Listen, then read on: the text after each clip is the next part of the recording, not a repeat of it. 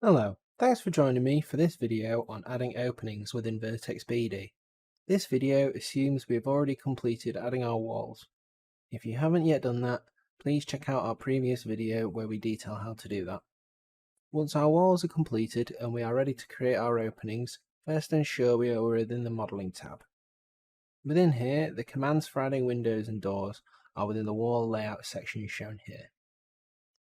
Alternatively, I can select the wall I would like to add the window or door to, and then right-click to open the contextual menu, from where I can choose Insert Window or Door as required. Each of these methods completes the same tasks, so use whichever you'd prefer.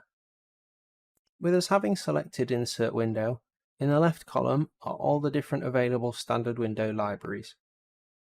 With the library selected, you can see the different window types available within that particular library.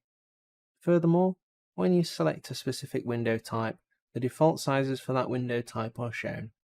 If you were to then double click on any of the sizes, you will open the properties for that window. In the Base Data tab, you can alter the rough opening dimensions. There are also parameters for controlling window sections, which will only be available in the relevant window type. The material code and label which appears on the floor plan should automatically change when the window size is altered. However, you can manually adjust this if required. The Extra Data tab allows the user to fine-tune the opening size, adding in framing tolerances.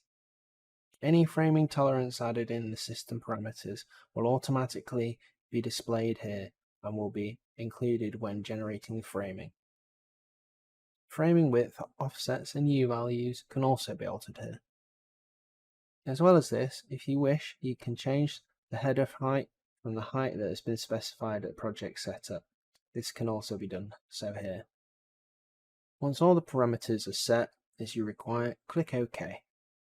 The window will now be fixed to the wall plane that had originally been selected, or you can select the wall you wish to add the opening to. By default, the cursor is attached to the left side of the window, as viewed from the exterior side of the wall. You can change the reference point in the contextual toolbar with the left, middle and right buttons.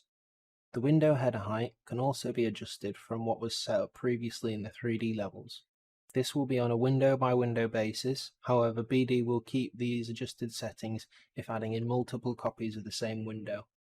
To do this, click the Z button in the contextual toolbar, which will open the Enter Locating Height dialog. The current header height will be displayed, and there are a few options here to change this. First, you can select if you are using the global height of the whole building or the relative height on the current floor. Secondly, you can determine if you're using the header or sill height as your locating point. To actually set a new height, either type in replacing the current value, or by pressing the select button you can go into the 3D model and choose a location from here. Once done, select OK.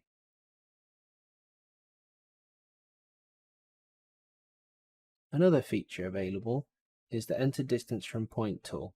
Here you can specify a point that will be used as a reference, then simply type in required distance from that point. The dimension will then be added dependent on your settings.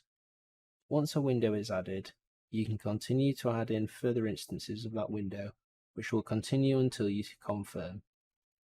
At this point, you will then be prompted to add a different wall to continue adding this window type to.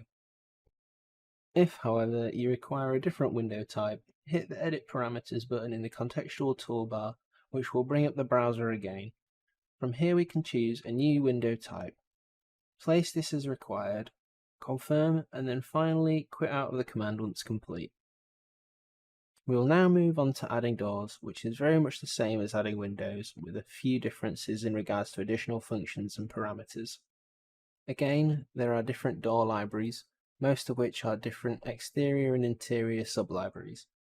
Again, here we can go into the door properties to change various parameters, including the door opening side and setting the angle of the door opening in 2D and 3D if the door is parametric. Again, click OK and select the wall you would like to add the door to. The features as described when going through inserting windows also work here, however there are a few more features which might be of use which include door leaf flipping and opening orientation options. Simply place the remaining openings in the same way as with the windows. This concludes our video on adding openings within Vertex BD. Stay tuned and join us for our next video where we'll be taking a look at wall panels.